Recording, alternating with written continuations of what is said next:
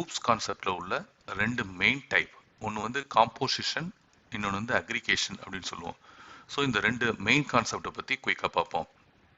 A design principle where one object is made up one or more objects. இதுதான் வந்து composition சொல்லுவோம். என்ன அப்படின்னா, ஒரு ஆப்ஜெக்ட் கிரியேட் பண்ணும்போது அந்த ஆப்ஜெக்ட் வந்து இன்னொரு ஆப்ஜெக்ட் வந்து டிபெண்ட் பண்ணி இருக்கும். அப்படி இருந்துச்சு அப்படின்னா அந்த ரிலேஷன்ஷிப் வந்து காம்போசிஷன் சொல்லுவோம். அது ஹேஸ் ஏ ரிலேஷன்ஷிப் அப்படின்னு சொல்லி கேட்டகரியில் வந்துடும். எக்ஸாம்பிள் எடுத்துக்கிட்டோம் அப்படின்னா, a human has a heart. So ஒரு ஹியூமன் எடுத்துக்கிட்டோம்னா அந்த ஹியூமனுக்கு வந்து ஹார்ட் இருக்கும். சேம் டைம் வந்து ஹார்ட் கிரியேட் பண்ணும்போது ஹியூமன் இருக்கணும். ஸோ இந்த கம்போஸ்ட் ஆப்ஜெக்ட் வந்து நம்ம என்னன்னு சொல்லுவோம்னா டைட்லி கப்புல்டு அப்படின்னு சொல்லுவோம். The life span of contained object is tied up to the life span of the container object. அதாவது ஒரு ஆப்ஜெக்டும் இன்னொரு ஆப்ஜெக்டும் சார்ந்திருக்கும், ரெண்டும் தனித்தனியாக இருக்காது. அப்படி வந்துச்சு அப்படின்னா அது வந்து காம்போசிஷன் சொல்லுவோம்.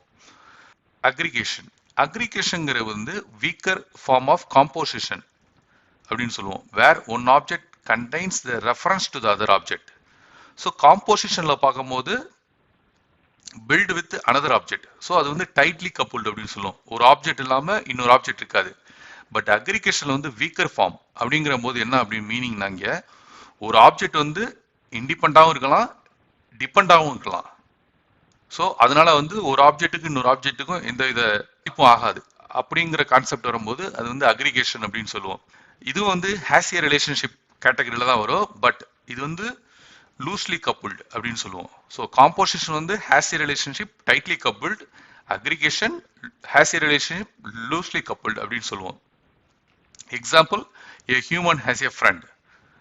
ஸோ ஹியூமன் தனியாகவும் இயங்கலாம், ஃப்ரெண்ட்ஷிப்போட இயங்கலாம். ஸோ ரெண்டுமே தனித்தனியாக இயங்கலாம், ரெண்டுமே சார்ந்து இயங்கலாம், டிபெண்டாகவும் ரன் ஆகலாம்.